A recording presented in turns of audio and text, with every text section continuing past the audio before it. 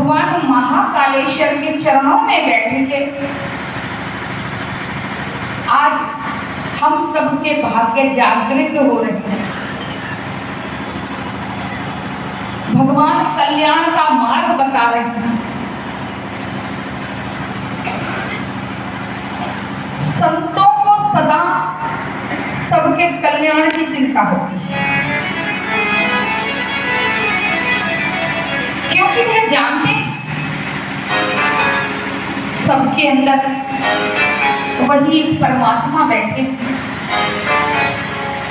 और जब तक ये कोई भी प्राणी दुखी रहेगा करुणा सागर में चैन से नहीं बैठ सकता। जिस माँ का बालक बिगड़ने लग जाए उस माँ के दिल से पूछो, वो प्रतिपल कोशिश करती है कि मेरा बालक सही राह पे आ जाए।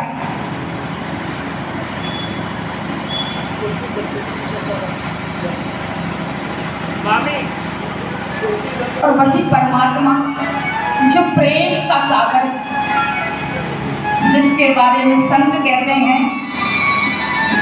कि तू प्रेम का सागर है, तेरी एक बूंद के प्यासे है प्रभु। जिस करुणा को आप हृदय में बसाए हुए हो, क्योंकि बड़े से बड़ा पापी से पापी, दिग्गज से दिग्गज भी आ जाए तो भी प्रभु उसको क्षमा प्रदान कर देते हैं। बस एक बार शरण में आने की देर है।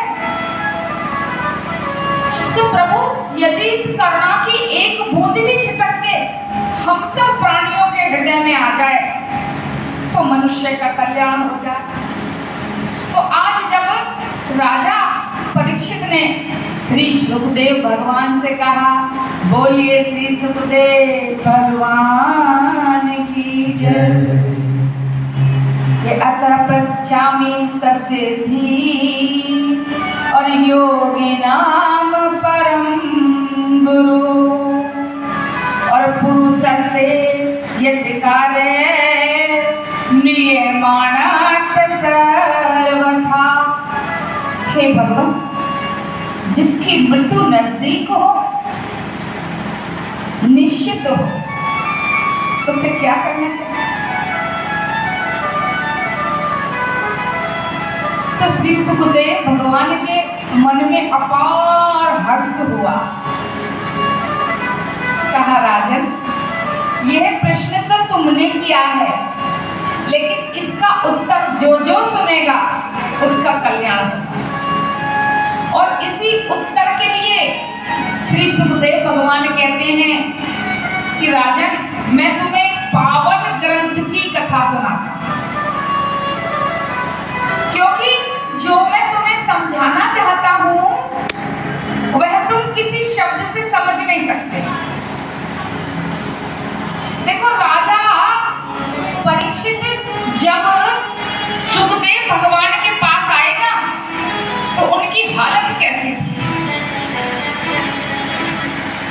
कल्पना करके देखो। सबसे ज्यादा भयभीत यदि भी मानव को कुछ करता है तो वह है मृत्यु का भय। अभी कोरोना नाम की बीमारी आई, घर घर में एक भय व्याप्त था, क्योंकि ना जाने कितनों को लीन भी गई। सबको ये था, भगवान परमात्मा हमें, हमारे परिवार को इस महामारी से बचाए रखना। और मृत्यु का भय प्रतिपल सता था। तो राजा के सिर पे तलवार लटक रही है मृत्यु के भय की। यानी ये कथा तो राजा की नहीं, हमारी अपनी ही नजर आती है।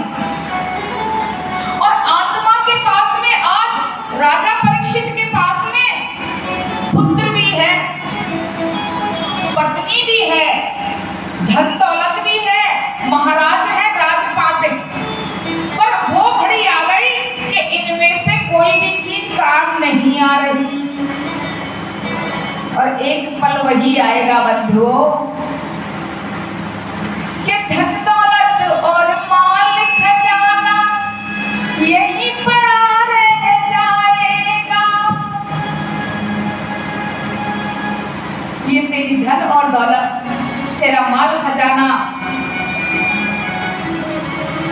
यही पड़ा रह जाएगा। कब के सज धज के जब तुझको लेने मौत की सहजादी आएगी। जय हो। जब पूरा श्रृंगार करके तेरी मृत्यु तुझको लेने आएगी, उस वक्त तो रुक न सके। हमने अपनी आंखों से देखा, कई बुजुर्गों को देखा है, जब अंतिम वक्त आता है तो बुजुर्ग या वो मरणासन व्यक्ति, बुजुर्ग हो या जवान व्यक्ति हो, मुंह से कहना चाहता है पर शब्द मुंह से निकलते हैं। बोलना चाहता है, अपने सगे संबंधियों की तरफ देखता है और आंखें बोलती हैं कि ये कुछ कह रहा है, लेकिन समझ में बात नहीं आती, बोलने की शक्ति नहीं होती। एक दिन बंधुओं, ऐसी लाचारी का दिन भी हम सबके जीवन में आता है। उस वक्त ना तो तुम्हारे जिनके लिए आप रो रो के आंसू बहा रहे हो वो रिश्तेदार काम आएंगे, चाहे भाई हो, चाहे बंधु हो, पति हो, पत्नी हो। ये कब तक के साथी हैं? बोले जब तक के साथी हैं। पहली बात तो जब तक इनके मतलब पूरे हो रहे। आजमा के देख ले। वाल्मीकि जी बोलिए श्री राम सरकार की जय, जिन्होंने पूरी रामायण रच दी और वो भी संस्कृत में, और महर्षि की उपाधि मिली। जानते हैं आप सभी कि ये पहले एक डाकू थे, मार काट का काम किया करते थे, और जाति से हरिजन, वाल्मीकि समाज। एक दिन साधु संत आ गए, और साधु संत जिसके जीवन में आ जाए उसका कल्याण होके ही रहता है। साधु संत ने बस एक ही बात इनसे कही, भैया बेटा ये तुम सब किसके लिए कर रहे हो? ये मार, ये काट, ये धन एकत्रित करना, ये दौलत जोड़ना, ये सब किसके लिए कर रहे हो? अरे बोले अपने परिवार के लिए सब करते, मैं भी अपने परिवार के लिए। झूठ बोल रहा। सारा देखो ये कहानी आपकी और हमारी चल रही है। एक एक कहानी को उठा लेना। परिवार के लिए मनुष्य न जाने क्या क्या करता है, झूठ बोलता है, चोरी करता है, कपट करता है, रिश्वत लेता है, सब कुछ अपने परिवार को अच्छी तरह से पालन पोषण करने के लिए। तो फिर संत भगवान बोले वाल्मीकि जी से कि वाल्मीकि जी एक काम करो, तुम्हें पता है कि जब तुम इस शरीर को छोड़ के भगवान के दरबार में जाओगे तो तुमको दंड भुगतना पड़ेगा और बड़ी बड़ी यातनाएं होंगी, क्योंकि देखो श्रीमद् भागवत जी में ही 28 प्रकार के नरकों का वर्णन है। जो मनुष्य रात दिन निंदा में लगे रहते हैं ना, आज इसके अवगुण देखे इसकी बुराई कर दी, आज उसके अवगुण देखे उसकी बुराई कर दी, उनको एक कीड़ा काटता रहता है, कीड़ा, उनको बुराई का कीड़ा लगा है, क्योंकि बात सुनी और सबकी कमी नजर आएगी। ऐसे व्यक्तियों को नरक में रूरू नाम का कीड़ा काटता रहता है। और महाराज ये इतना भयंकर होता है, इसके काटने से इतना कष्ट होता है कि हजारों बिच्छुओं के काटने से जो दर्द होता है वो रूरू के काटने से दर्द होता है। ये नरक का वर्णन है। जो मनुष्य अपनी स्त्री के सिवा दूसरी स्त्री को गलत निगाहों से देखता है और अपने पति या पत्नी, अपने जीवन साथी को धोखा देते हैं और छुपके किसी पर पुरुष या पर स्त्री से संबंध बनाते हैं, उनको लोहे की खोखली शरीर जिनके अंदर अग्नि जलाई रहती है, भयंकर तपते हुए शरीर से कोड़े मार मार के लिपटने को कहा जाता है। बोले तूने बड़े आनंद लिए हैं ना, जीवन में मजे लिए हैं, अब देख मजे की सजा दे। हर मजा देखो, मजा में और आनंद में बड़ा फर्क। हर मजा अपने अपने आप में एक सजा रखता है। जब बार बार आत्मा छटपटाती है और यम के दूत उसको कोड़े मारते हैं, तो उसे प्रतिपल अपने किए हुए ये पाप कर्म याद आते हैं। और भगवान को चिंता है, ऐ मेरे बालकों, मेरे बच्चों, तुमको ये कष्ट ना मिले, कहीं तुम्हें यम की मार ना पड़े। इसलिए भगवान बार बार सतयुग के जैसे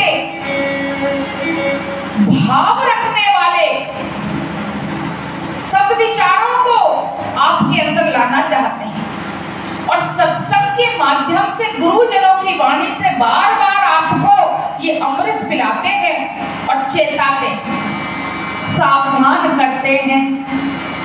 जब वाल्मीकि जी से कहा कि जाओ, तुम्हें बहुत सारे दंड मिलेंगे और जरा ये तो पूछो, इन दंड में कौन कौन भागीदार बनेगा। वाल्मीकि जी बोले, अरे इतना प्यार करते हैं मुझे कष्ट हो जाए, महाराज बर्दाश्त नहीं कर सकते, बड़ा दुलार है, सबका प्यारा पिताजी, मेरी पत्नी का प्यारा पति, माँ का प्यारा बेटा हूँ, पिताजी का प्यारा बेटा हूँ। तो बोले, जाके मालूम कर लो कि संत भगवान ने मुझे आगे का भविष्य दिखा दिया है और मुझे आगे नरक मिलेगा और नरक में खौलते कढ़ाई में मैं उल्टा लटका दिया जाऊंगा, उसमें मुझे जलाया जाएगा, यम के कोड़े पड़ेंगे, पानी भी पीने को नहीं मिलेगा, खाना तो दूं। तो आप में से कौन कौन मेरे इन पापों की सजा को अपने हिस्से में लेके बांटेगा, क्योंकि मैं जो कुछ कर रहा हूँ आप ही के लिए कर रहा हूँ। जाके पहले सबसे पहले अपनी प्रिय पत्नी से पूछी, कहा, प्रिय, तुम तो मुझे बड़ा प्रेम करती, कहती हो तुम्हारे बिना मेरा जीवन ही नहीं। अब ये बताओ, मेरे जीवन में इतने पाप आने वाले हैं, उनकी सजा मिलेगी, तो क्या तुम वह सब सजा भोगोगी मेरे साथ? तो पत्नी बोली, मैं क्यों भोगूंगी? अरे अपने अपने कर्म होते, अपनी सजा, उसमें कोई साथ ना गया ना साथ आया। देखते रह गए। वाल्मीकि बच्चों के पास गए, बच्चों ने भी यही जवाब दिया, वाह पिताजी, करोगे तुम, भरेंगे हम। अरे अपने पापों की सजा अपने आप भोगना। माता पिता के पास गए, उसने भी कह दी, बेटा जैसी करनी वैसी भरनी, हम तेरे पापों को क्यों भोगेंगे? वाल्मीकि का दिल दहल गया। अरे भगवान, मैं जिस परिवार के लिए इतने पाप कर रहा था, इनमें से एक भी मेरे साथ वह दर्द उठाने के लिए तैयार नहीं। अब समझ में नहीं आ रहा था कि मैं क्या करूं। कहने लगा संत भगवान से, प्रभु मैं तो रात दिन ये मरा, वो मरा, यहाँ मरा, वहां मरा करता रहता हूँ, तो मेरा उद्धार कैसे होगा? अरे बोले, तेरा उद्धार होगा अगर तू मन में भगवान श्री राम की झांकी बिठा ले और ये मरा कहना शुरू कर दे। तो देख क्या होगा। उसने मरा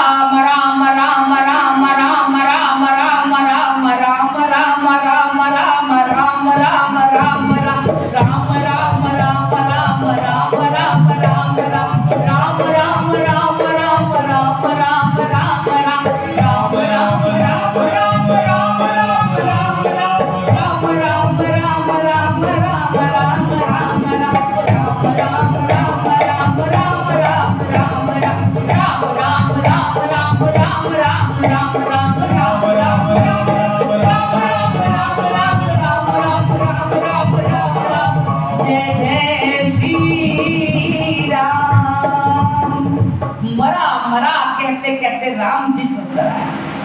और वाल्मीकि जी का कल्याण कैसा हुआ कि स्वयं उन्होंने संस्कृत में रामायण जी की रचना कर दी और उनके नाम के आगे लिख दिया महर्षि वाल्मीकि। वे ऋषियों में पूजे जाने लगे। तो बंधुओं कहने का तात्पर्य ये है कि भगवान का नाम जब एक मरा कहने वाले डाकू को ताड़ सकता है तो हम जैसे पापियों का उद्धार भी अवश्य ही कर देगा।